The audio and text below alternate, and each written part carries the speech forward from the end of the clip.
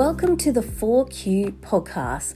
My name is Sheena Shui. I have a Bachelor of Psychology, Masters of Counselling, and Masters of Social Work. My aim is to normalise rather than pathologise life.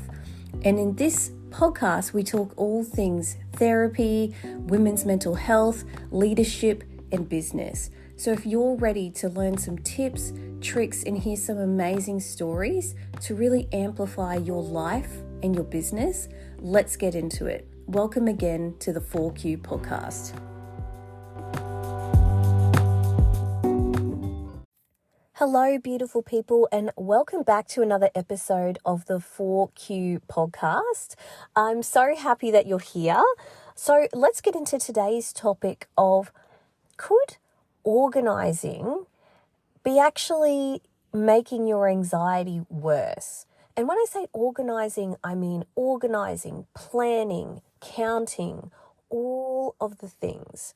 So I recently did a TikTok on this, and some people messaged me instantly going, "This is me. I don't know how to break this cycle. I see this all the time." So basically, let me just share a little bit of this story so you get an idea of what I'm talking about. There is an Australian influencer who sells organisational and cleaning products, who honestly talks a lot about her anxiety disorder, okay? She talks a lot about her anxiety disorder. She talks about being on medication, but she doesn't go to therapy. Or at least she's not sharing that she goes to therapy, okay? And she creates this standard of organisation that is really unachievable for most people, particularly if you have anxiety, ADHD, or you're of the two anxiety personality types of the calming presence and the people person. Particularly the calming presence. If that is your personality type, and if you don't know your personality type, you can jump on savasanacollective.com/anxiety-quiz to find your type. But it's really unrealistic for you that when you're stressed or anxious, that you can maintain the level of organization that this influencer has. And I think it sets this standard of she's managing her anxiety or she's doing so well. Like, she really paints this picture of, look how much money I have. Look, I've got my shit together, and that's what I want to break down a little bit today is having a clean house doesn't mean you've got your shit together. Meeting your macros and your calories doesn't mean you've got your shit together. So the thing is that something that you need to understand about the manifestation of anxiety, which leads to burnout, which again, the anxiety and ADHD comorbidity rate is huge. So that means that if you've got ADHD, this is so relevant to you, or you feel like you've got it, is that anxiety is a sort of byproduct of that too, this manifestation. And this is different for everyone. The way that our mental health manifests, the reason, the causes can vary. But one of the things, the personal experiences that you might have that leads to feeling anxious is maybe you've been in a childhood environment, or maybe you've been in situations or relationships where things felt out of control. You felt out of control. Everything around you felt so chaotic. And this often happens again when you have kids, because there's a whole nother level of chaos, of mess, of stimulation, of noise, all of that. So perhaps you grew up in an environment, or you've had a very intense experience of an environment where things were out of control, a relationship that was very detrimental or chaotic or unpredictable. So what happens is anxiety is a sense of control. It is creating a sense of control. It is saying, if I can worry about all the things and plan ahead for all the things and counteract every possible possibility, I'll create predictability, which then creates safety for me, which then gives me a false sense of control that my life is in my control. That is the opposite of the treatment of anxiety. The treatment of anxiety is actually in a comfortable, again, somewhat controlled way with a really well-trained therapist. This isn't something in the realm of life coaches and that kind of thing. It has to be a therapist in this way of, we do a bit of exposure therapy to slowly but surely to a level of discomfort is needed, but not so much that you're overwhelmed, but it's learning how to let go of control, how to let other people make mistakes, how to let go of doing all the things for everyone, knowing that other people aren't going to do things as well as you, that things are going to stuff up sometimes, and that's okay.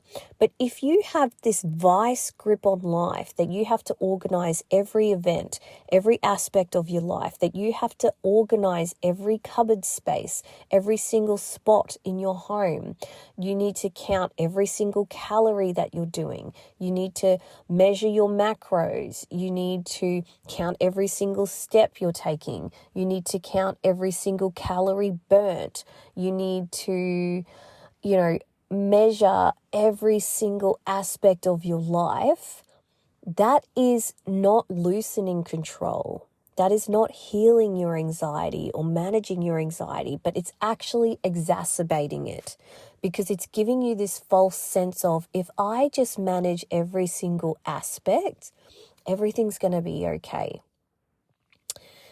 This can also form if you have a fear of failure. If you have some shame perhaps sitting under the surface, some self-esteem issues sitting under the surface, there is this feeling of perfectionism, and we've talked again about perfectionism on this podcast. So if you want to hear about that, if you're feeling anxious, if you're relating to this episode, I highly recommend listening to those. So just search perfectionism under this podcast and you'll find it. But the fear of failure can manifest as perfectionism again, which is this huge sense of, I need to control things. I need to be a high achiever. Otherwise, I'm not lovable. I'm not perfect. I can't possibly be lovable if I'm defective, which you aren't. If your house is a mess, that doesn't say anything about your character or who you are. If you have a diet that you don't count the calories, and some days you have good days and some days you don't, that's called being a human being, and that's normal. Thinking that there's a moral value on eating the healthiest, meeting your calories, meeting your step goal, losing a certain amount of weight, all of those things really tell you that you have to be a perfect person to be cared for, to be loved. You have to be in control of every element to predict safety, to predict lovability. And that's going to make you more and more anxious. And so that's what I wanted to speak about, is that, don't get me wrong, planning for things, if you're planning a holiday, you might want to make a checklist, or it's okay to do what we call a brain dump activity, where if you've got heaps of stuff on your mind, writing just a massive to-do list and just saying, what are the 3 things I'm going to try and do? And then moving through the list through that. That's okay. Those are sort of minuscule things, but I'm talking about, I've heard stories of many people who plan their diet around calories and macros and water intake to the nth degree that they can't share food with a loved one. They can't go out for lunches or dinners with people because there's just absolutely no flexibility for themselves. There's no sustainability. They're so focused on being the top of the top, or feeling like they're only worthy if they're doing those things, or, staying up late, walking around their kitchen and their house to meet their step goal. Would you say that that's a high achiever? Probably. But would you say that's a non-anxious person or an anxious person? Would you say that that person's doing things that bring them joy or bring them a sense of control and safety? Because we know that, hitting your step goal or hitting your calories or losing a certain amount of weight, absolutely, it can bring a short sense of achievement, but it doesn't bring you long-lasting, meaningful joy. It doesn't bring you long-lasting, meaningful calm or contentment. Again, those are non-sustainable practices a lot of the time. So if you're going to have practices like that, is counting calories and steps as something you could do for 20 years? Probably not. But is it sort of having a rough gauge of what I would like to eat and what I don't like to eat, or I'd like to go for at least a half an hour walk every day? That is a bit more of a realistic and sustainable and calm approach, as opposed to a high-end approach of, calorie counting and steps. Same thing for organizing your house. Organize it in a way that relates to you, but don't set this standard of the organization that this influencer has and then beat yourself up, start to get a twitch when you can't keep it up, your family can't keep it up, your kids can't keep it up. You've had to label everything in the house. Like, that's just unrealistic. You need to create systems that work for you, that you could stick with easily for 10 to 20 years. So again, this influencer sells these water bottles where you measure every single piece of water that you take in. And you know what an easier approach is? I'm going to drink 2 water bottles worth of water today, or 3 water bottles full. Can you see the difference in measuring something to the really high-end significant degree that's going to create anxiety and control versus going, I'm going to approach this calmly and sustainably. Having 2 or 3 water bottles worth full of water a day, that's a much kind of calmer way to approach the same type of goal, which is water intake. Okay?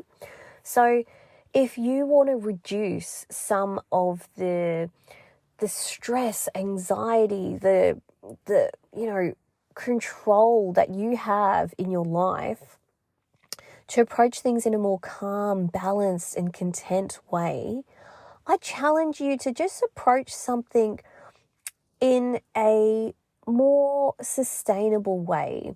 So again, recently I had a client who was really struggling. Again, eating disorders are another manifestation of anxiety and another manifestation of control. So eating disorders and obsessive compulsive disorder, which is a manifestation of anxiety, it's a control thing.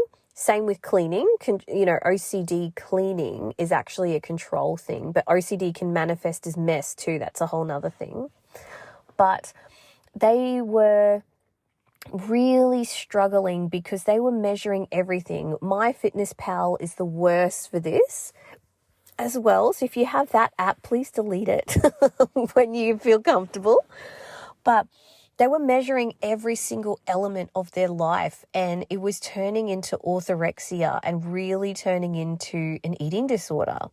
And so now they've been working with both myself and have a specialist eating disorder person. And so they're approaching food a bit differently. It's been a few months now. And so again, they'll have a few water bottles full of water, and they will approach meals as, I just want protein, fat, and fiber. I just need to make sure that my food is balanced with protein, fat, and fiber. That's so different from measuring your food, from weighing your food, from tracking your food, from, making sure you don't use oil and you don't use this and you don't use that. That is just a recipe for disaster. And it's a control mechanism. So I want you to think about whether it's you organizing your food, organizing your life, organizing your schedule, organizing your pantry, your clutter. Don't get me wrong. You can approach that in a way that's calm and is sustainable. So you could easily keep doing that in 20 years, 30 years. It's something that's easy, having a half an hour walk, all of those things. Or you can approach it in a unsustainable, controlling, anxiety-provoking way, like measuring every single element and then beating yourself up when you don't meet that. Beating yourself up when you get 9,000 steps instead of 10,000, rather than approaching it as, I'd like to go for a 45-minute walk most days. Such a different approach. And I hope that you can hear that. I really hope that you can hear that for yourself, of how this can really affect your day to day.